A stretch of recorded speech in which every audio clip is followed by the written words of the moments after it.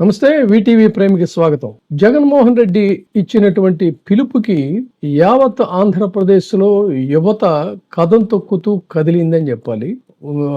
ఇచ్చినటువంటి హామీలని తుంగలోకి తొక్కి ముఖ్యంగా విద్యార్థులకు సంబంధించినటువంటి ఫీజు రీఎంబర్స్మెంట్లో దాదాపుగా ఎన్ని నెలలు పూర్తి కావాల్సి వస్తున్నా అంటే ఫీజు రీఎంబర్స్మెంట్ కావచ్చు, వసతి దీవెన బకాయిలు కావచ్చు, మొత్తం కలిపితే 4,600 కోట్ల రూపాయలు చెల్లించాల్సినటువంటి ఇది ఉంది. కూటమి సర్కార్ ఇప్పటి వరకు మొత్తంగా ఇవ్వాల్సింది 7,100 కోట్ల రూపాయలు ఇవ్వాలి అనేటువంటిది ఇక్కడ లెక్కలు చెప్తుంది. అంటే బడ్జెట్లో 2,600 కోట్లే కేటాయించారు. మరి మిగతావన్నీ ఏం చేస్తారు?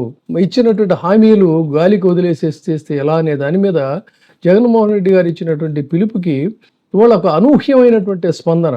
ఇక పని అయిపోయింది, ఇంకేముంది, తొక్కేసేసాం అని అనుకున్నటువంటి స్థితిలో గతంలో రైతులకు సంబంధించినటువంటి పోరాటం కావచ్చు, అంతకు మించి ఈ రోజున అసలు ఎవరు కూడా ఊహించినటువంటి రీతిలో విద్యార్థులు, వారి తల్లిదండ్రులు, నిరుద్యోగులు వీళ్ళందరూ కూడా రోడ్ల మీదకి వచ్చి కదం తొక్కినటువంటి పరిస్థితి చూసినట్లయితే, ఇక వైసీపీ ఉద్యమ బాటలో ఈ రోజున యువత కదం తొక్కినటువంటి తీరు చూసినట్టయితే భవిష్యత్తులో ఈ తరహా మరిన్ని ఉద్యమాలు ఇంకా ముందు వచ్చేటువంటి అవకాశం ఉంది. ఎందుకంటే ఇది దగా ప్రభుత్వం అని చెప్పని వాళ్ళే నినదిస్తున్నారు. అందుకని ఈ పరిస్థితుల్లో చూసుకున్నట్లయితే అన్ని జిల్లాల్లో కూడా భారీగా ర్యాలీగా కదిలేచారు. ఎన్ని నిర్బంధాలు ఉన్నప్పటికీ కూడా తట్టుకొని మహిళలు సైతం, ముఖ్యంగా విద్యార్థులను సైతం ముందుకెళ్ళినటువంటి పరిస్థితి చూసినట్టయితే, ఇక ముందు ఈ సర్కారు ఇచ్చినటువంటి హామీలను తక్షణం నెరవేర్చాల్సినటువంటి అవసరం ఉందనేటువంటిది అయితే చెప్తా ఉంది. ఎన్నికల్లో చెప్పినటువంటి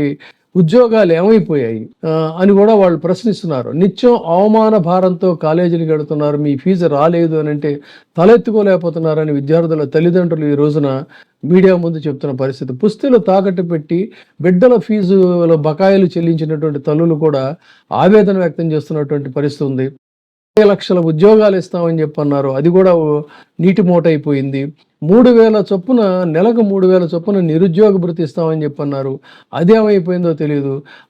వాటి సంగతి అలా ఉంచినట్టయితే మెడికల్ కాలేజీలను ప్రైవేటీకరణ చేయటం అనేది, అసలు భారతదేశంలోనే మెడికల్ కాలేజీల ఏర్పాటే ఒక విప్లవాత్మకం అయితే వాటిని తీసుకెళ్లి ప్రైవేటైజ్ చేయటం అనేది చాలా దుర్మార్గం అని చెప్పని యువత వాపోతున్న పరిస్థితి.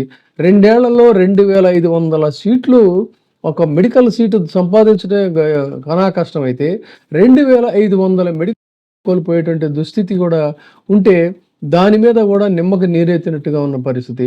ఉద్యోగ నోటిఫికేషన్ల కోసం మరి దాదాపుగా 9 నెలలుగా డిఎస్సి నోటిఫికేషన్ కోసం ఎదురు చూస్తున్నారు నిరుద్యోగ యువత. దానికి సంబంధించి కూడా అతిగతి లేదు.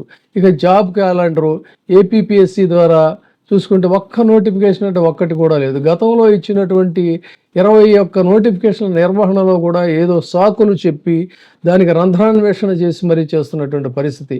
ఇన్ని రకాలుగా యువతని వంచిస్తున్నటువంటి ఈ ప్రభుత్వం మీద ఈరోజు యువత గళమెత్తింది. శరమెత్తినటువంటి ఈ యువత యొక్క ఆవేశాన్ని మరి ఈ ప్రభుత్వం ఎలా చల్లారుస్తుందో చూడాలి.